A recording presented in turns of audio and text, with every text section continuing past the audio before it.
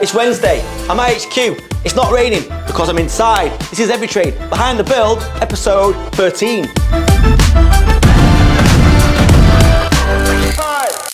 So welcome to another rest of the week at EveryTrade. We've got a busy little week planned here and we'll hopefully bring it all to you on the channel.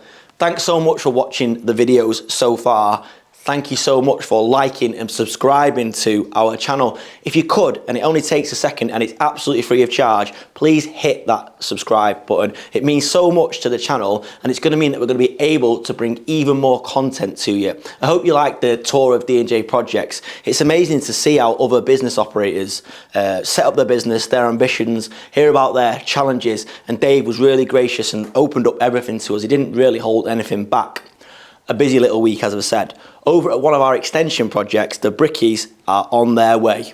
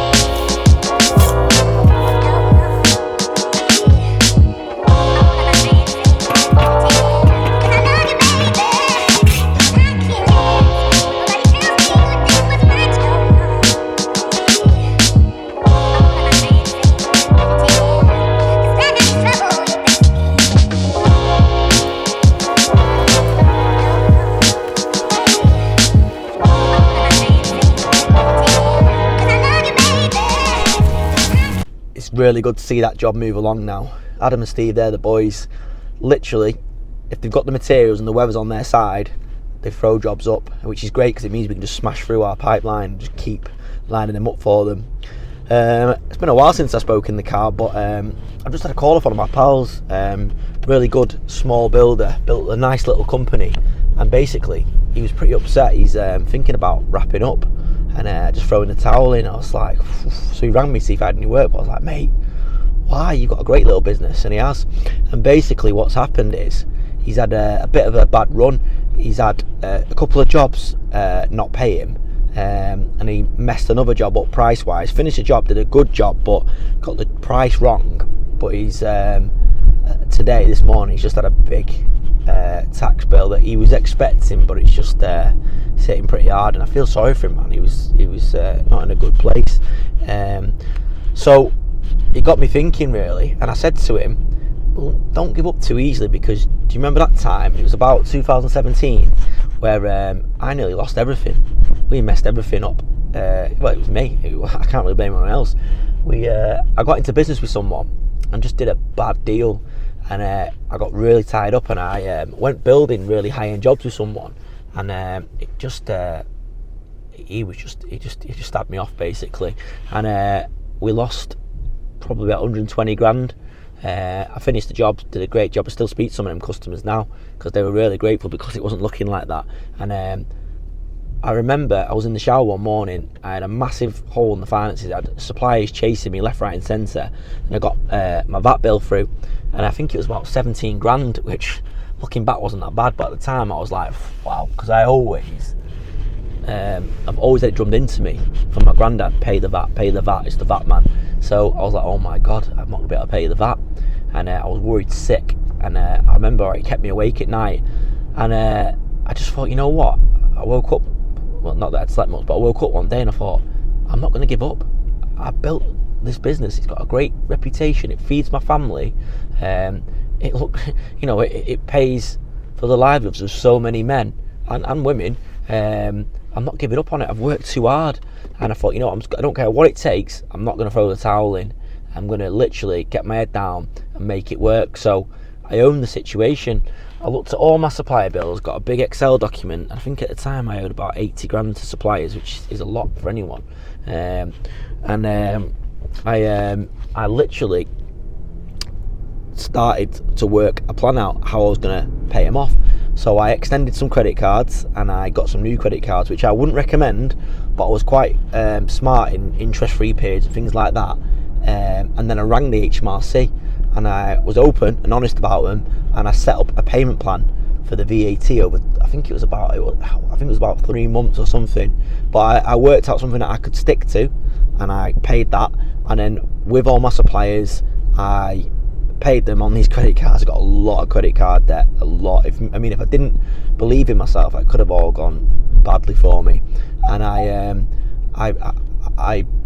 put all those suppliers on my credit cards, and then set up payment plans weekly for each one, affordable ones. So like I pay one for £100 a week, pay one for £500 a week, and get them down. And then there was a couple of suppliers which I thought, you know what, maybe I can get away with not using them again. So I rang them and asked them for basically 12-month payment plans. And you know what, I actually do business with a couple of them still now, because people appreciate honesty and getting the money back, because I didn't pay them.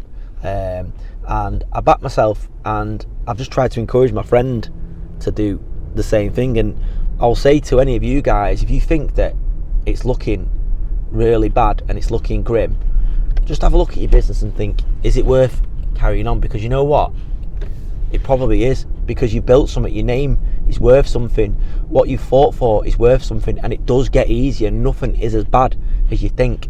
Back yourself. Now if it's unfixable and you've literally got no way out of it, and you think you'll never earn the money to be able to pay it back, then okay, admit defeat.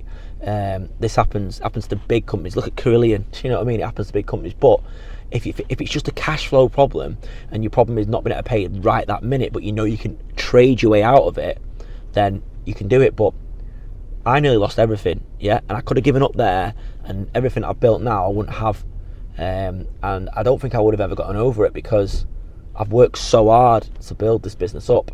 And I've had it, it's nearly happened to me a couple of times, and I think it's a part of being ambitious and part of wanting to grow businesses, that sometimes, you know, the wheels can fall off. But I've told my mate to come and see me next week, and I'm going to help him put a plan together. And I've said don't give up, because he's got a great little business and he's got a great reputation, and I'm going to do my best to help him out. But if any of you guys are in that position, don't give up. And if you want to speak to someone, reach out to me, because there's always a way out of it, and nothing is as bad as you think. In lighter news, do you remember on our little Navara project we were going to get the wheels powder coated black, but we've had a look at it, and the price is tasty. And as much as I want to make a good job of this Navara, it's not worth spending that on the wheels. So Dale, the man that can, said he's going to spray him, and he's pretty confident that he can do it. So let's take a look.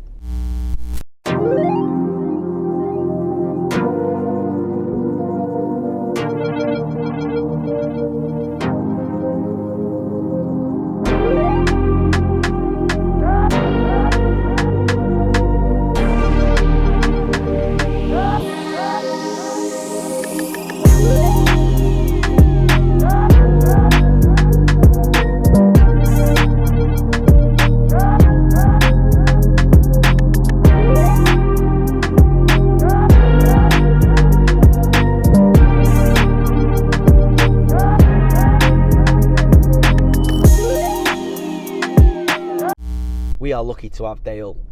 You know what, he's a pleasure to work with. He's got such a positive attitude, and he never stops, and he's so multi-talented. I interviewed a few people for his role, and I could say I nearly had someone else in, someone that was actually more experienced, but I just had a feeling about Dale and his sort of broad skill set. So yeah, mega, I'm really excited about this Navara project. It's good fun. You know what, and I'm 40 now, and I've just said I'm just going to do more of what I enjoy. So we're going to do more projects like that. But that's it for Monday. Home time. See you tomorrow. Good morning. It's Thursday. I'm on site at a new job. We are doing a garage conversion. So I thought I might come and show you how we're going to go about this one. So what we've got here is an existing garage that we're going to build a wall, put a window in, typical standard stuff. What I'm thinking of doing now, I've had a look, is I want to, because space is a premium, it's going to be a bedroom this. I want to be sensible, so I'm going to speak to the building control officer, see if we can put the face brickwork up on the outside and put stud work up on the inside and insulate it. Also, it means there's a bit less brickwork for the brickie, which is keeping it cost effective. We might have to do a deeper footing. So I'm going to speak to the building control officer. What we've also done, if you come inside, is I built this extension originally, or built this garage extension originally. So I think that's a cavity wall. So what I'm going to do is get the boys to break into that and see if we've got insulation there. And if we have, I might be able to speak to the building control officer and find out if we need to put further insulation or leave it as is. I might just be able to plaster it, finish it, and that's that.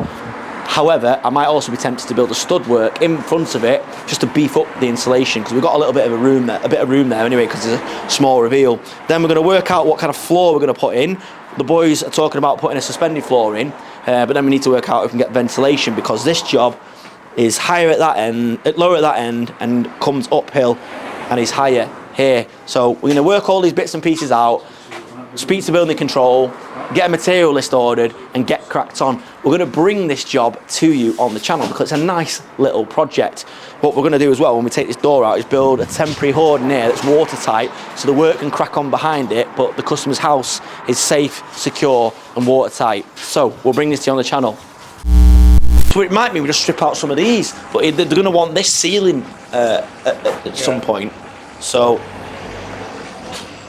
that needs to be thought about. Has it got building control on this? Yeah. So I want to do it right anyway. So yeah. So what we're going to do here is we're going to send a laser through from the other side, and we're going to mark on this board here to see, transfer a datum point to see how much room we've got to play with. You got a pencil there? Yeah. Yeah. So you've not. What's your tape there? What your tape? You've probably got 6 inches, haven't you? 7s. You might get away with it. You might just have enough, you know. If you did it in 6s, you're gonna get 25 mil airflow underneath it. But just need to check with building control. So I'm back at HQ now. It's good to have another project started. I'd say it's getting busy now. I mean, we're always busy, and we've got a lot of guys to keep busy, but I just felt like January, February were quieter than they've been for a while. I don't know whether that's because of the economy or just a bit of a lag, really. We're fortunate in that we're in a position where we can turn down work, and I was getting to a point there where I was thinking, should we take on projects that we wouldn't really? Should we go a bit further afield? Should we work with people that I don't get a good vibe from? But it's nice, things are starting to pick up. We've had 3 instructions at the back end of last week and 1 at the start of this week, and we managed to squeeze that job in quite quickly, where normally it's quite a lead time, but we had a bit of a job where the boys have finished early and we're going to get moving on that. What I want to talk to you about is preferred joinery. That is flying, that business, and I'm a bit gutted because Hollywood and I haven't got the time to spend a whole day in Liverpool, because we've got so much going on there. We're trying to work on a way of getting more content from Liverpool, because you've got all our Emperor projects on the property development side of the business, but then you've got this whole factory of preferred that's turning out some stunning work. What we have been getting is some nice inquiries from you guys. We had 1 in Cornwall, 2 in London we've had now, and we're getting them priced up. So if you do need any bespoke joinery, hit us up. Either get in touch with Preferred Joinery directly or get in contact with me and I'll put you in touch with the right people. At the moment, the guys are working round the clock to get a big order out that's going to the Lake District.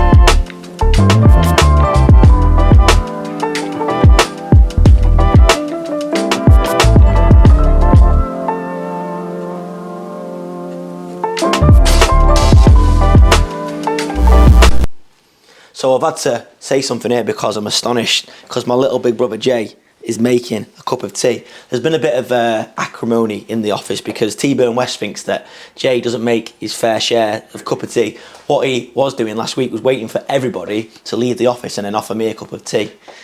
I will say, the way to my heart is a cup of tea. If you're starting a new job ever, or you're coming up in the game and your boss likes a nice cup of tea or coffee, just offer him. It's such a nice word. When you hear those words, who wants a brew? When it's cold outside or you're feeling a bit tired, it's an instant pick-me-up. However, who are you making that for? Myself. So this is probably what's happened here. He's making himself what is it? Oh, it's a porridge at this time. But yeah, he's making himself. Worked hard today. You have worked hard today. You work hard every day, don't you? I do, yeah. Yeah.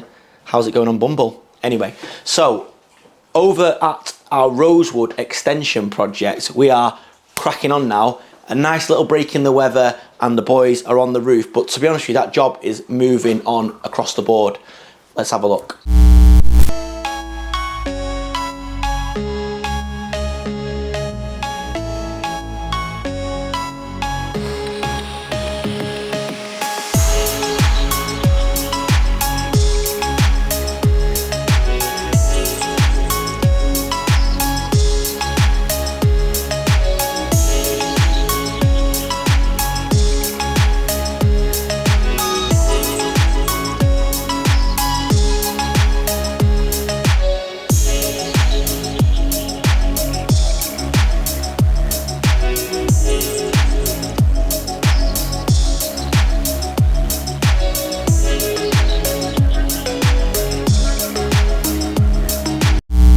So I'm here with the legend that is 𝗕𝗨𝗟𝗏, and it's t-shirt time. Look at these.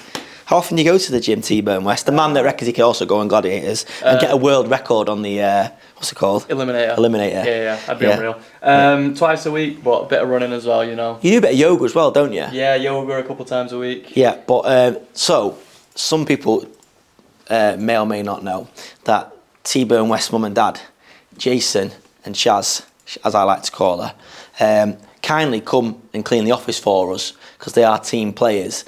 And I was having a little chat with Jay and Shaz the other day, and I was saying, because they have got a flash car, a really nice BMW, but 𝗕𝗨𝗟𝗏 has been telling girls that that's his car, yeah? Even though it's got his dad's initials on the number plate. And my mum's. And your mum's, so not his. So I don't know how you explain that away. But then I said to him, oh, he's been on a few dates from a girl from Liverpool. And they went, no, not Liverpool, Warrington. And I went, no, it's Liverpool. And they went, no, it's Warrington. Anyway, it transpires. 𝗕𝗨𝗟𝗏 has not been telling his mummy and daddy that he's been taking their car all the way to Liverpool, and he's been telling a little white lie and telling him he's seen this girl from Warrington. Why are we doing that? Just outside Warrington it is. Yeah, but Liverpool is just outside. You could argue, yeah, but you could argue that Birmingham's just south of Manchester. Yeah.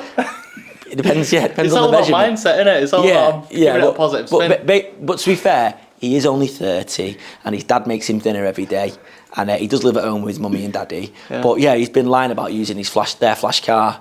Has it been working though? Does you reckon that car has enhanced your dating game? Yeah, I think so. Is it? I think so. I want to pick them up. How's it going anyway? You're settling down, aren't you? It's going all right. Yeah, I've been seeing one for a while. Yeah, seeing one Liverpool, for a while. Warrington one. Yeah, that area anyway. Yeah. So anyway, that's it for Thursday.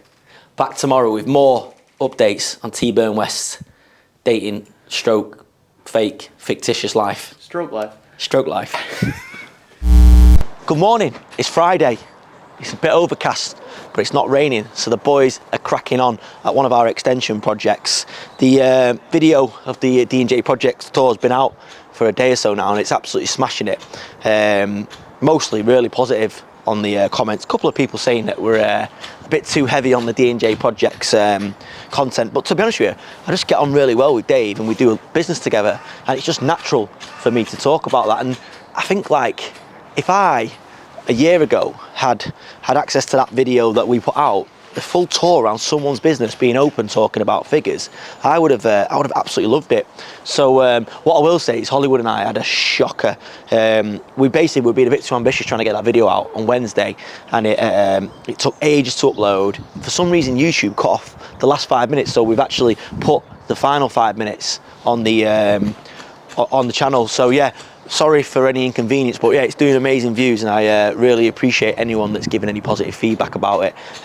Please, I'm going to drum it. Dave has encouraged me to drum it now. Drum it in. Please subscribe to the channel if you're not subscribed, and please like this video, because honestly it really helps, and I just want to keep putting content out there. And I don't mind the comments. I'm getting really good comments mostly, but if few people don't like it, it's fine. Everyone's entitled to their opinion.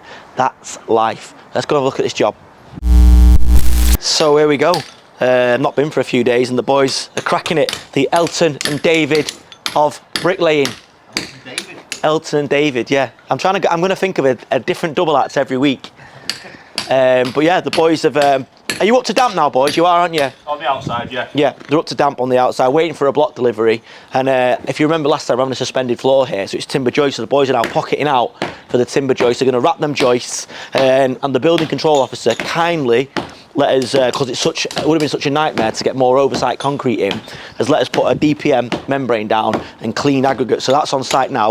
So we've got a bit of backfilling to do, get the internal leaf of block work up, and then the boys will do that. We'll then get the joiners in, who will then get the joists in. We'll probably put a temporary decking on so it doesn't get all wrecked, and then you'll crack on and get the rest up. You're doing the joists? Yeah. So Elton and David are also joiners as well.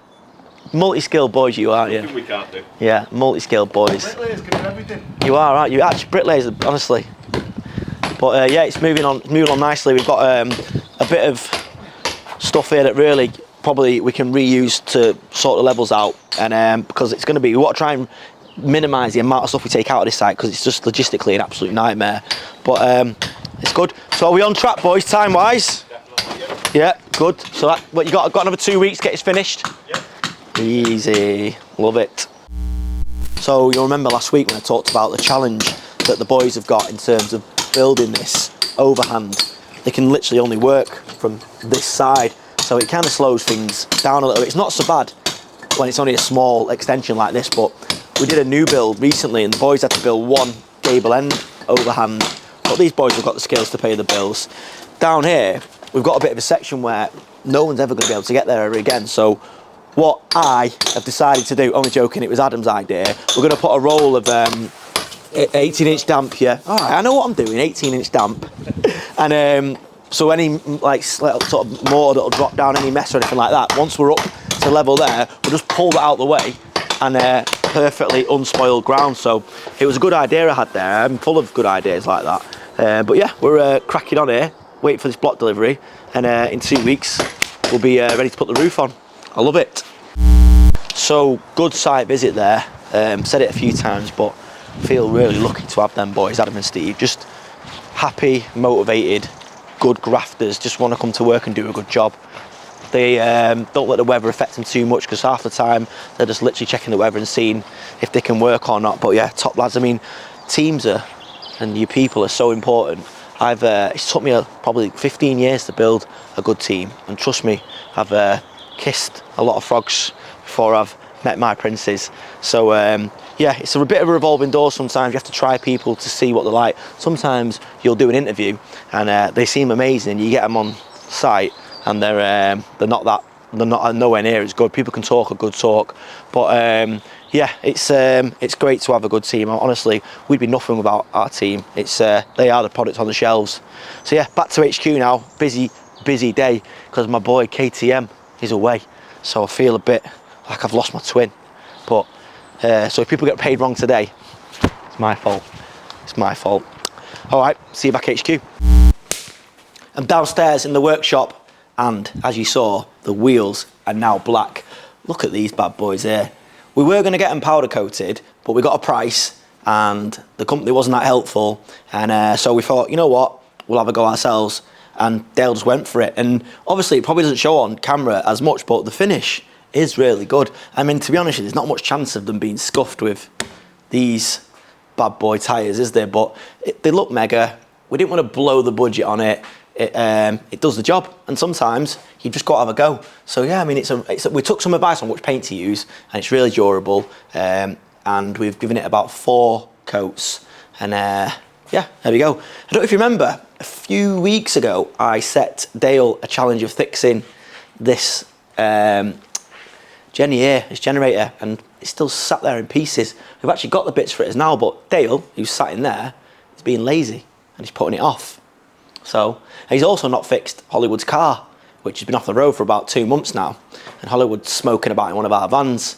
But I don't know what's going on. I think he thinks he's a bit of a keyboard warrior now. He's sat in his little office stroke cupboard, Dale. I'm only joking, he's earning his money. So yeah, I'm really pleased with this. So we're just getting it ready now, getting all the bits and pieces off, ready for it to go for its wrap, and have a look at the design that I've just signed off now. It's in line with the fleet. We were going to do something really stealthy, but I just thought, you know what, let's get the black and yellow going, because that's what the rest of the fleet looks like, and I want it to be a real statement piece. So yeah, what they are going to do as well is layer the wrap and the livery, so if we do decide to sell it or give it away or whatever I decide to do with it, you can pull the yellow livery off. So yeah, it's mega. Come closer, Hollywood, have a look. Look at this. Not too close, because it's not 100%, but yeah, mega.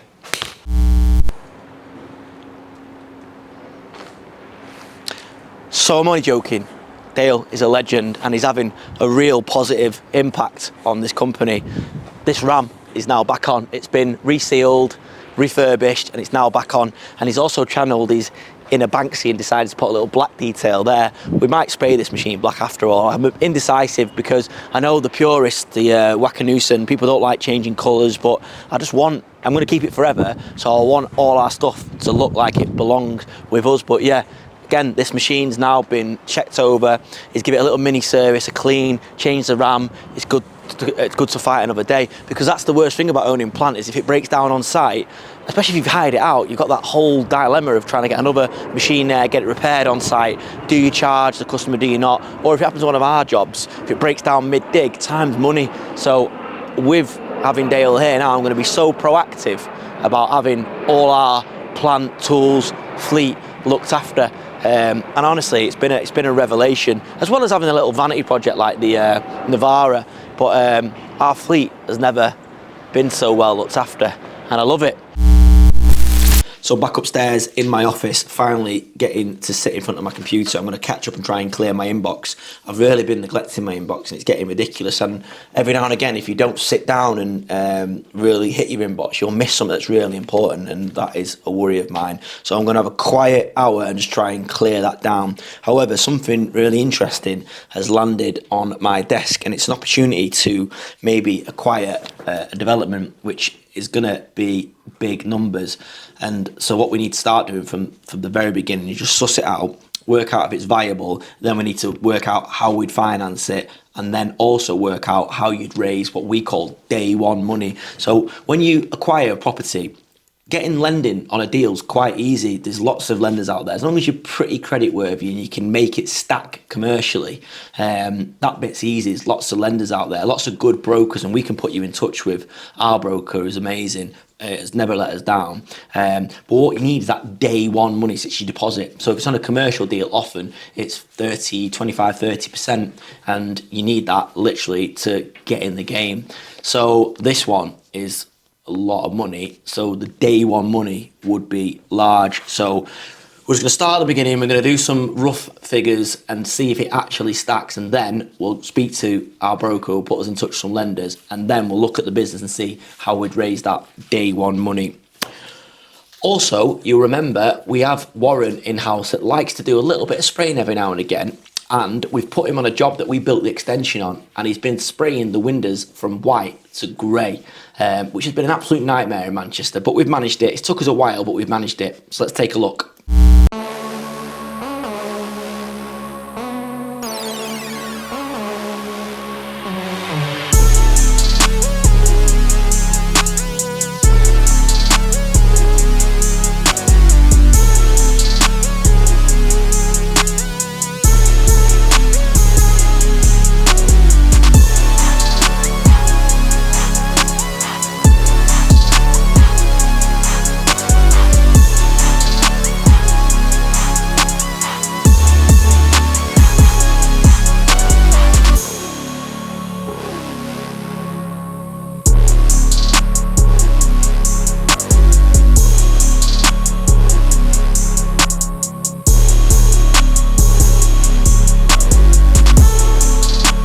We're really lucky to have that vast amount of skill set in the company. There's we've got guys that can pretty much cover everything, hence the name, EveryTrade. When I first had the idea for this company, I just thought there's a gap there for a company that covers that wide range, and Warren there is one of the missing pieces really, someone that can spray, do the surface repair. It's amazing. It means we can keep everything in-house. Talking about keeping things in-house, Dale, we've had a right flurry of cars that needed to be serviced. He's smashing them out. So now we're getting vans and fleet work, but we're also getting private cars, and he's servicing a couple of cars today.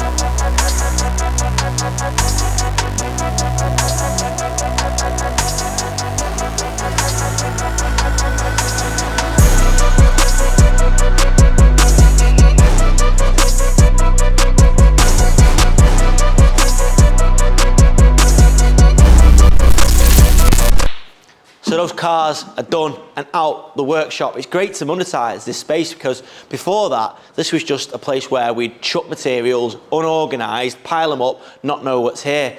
We always needed that space because I knew that there was bits down there that one day we'd use, but to actually now monetize this space to look after our own fleet and our own plant, but also other people's, is amazing. You guys have actually been on this journey with me, because we started this as we started the YouTube thing. It was just an idea that was just niggling away that I knew I had to have a go at, and it's turned out amazing. Like just little things, like one of the whacker plates came back today and we've repaired it. It's brilliant, whereas previously I'd have to send off to somewhere. So yeah, I am really happy, and it's only going to get busier, and I'm going to put so much energy to making sure that we've got everything that Dale needs to make that into a success. So that's it for episode 13 at EveryTrade Behind the Build. I hope you like this episode, guys. We've tried to vary up the content, keep it a little bit of building work, a little bit behind the build. I've tried not to talk too much, but look at me now, talking too much. So that's it. Click here for an episode you might not have seen before, and here, and click here for last week's episode, and click here to subscribe to the channel. Have a great weekend. See you next week. Bye.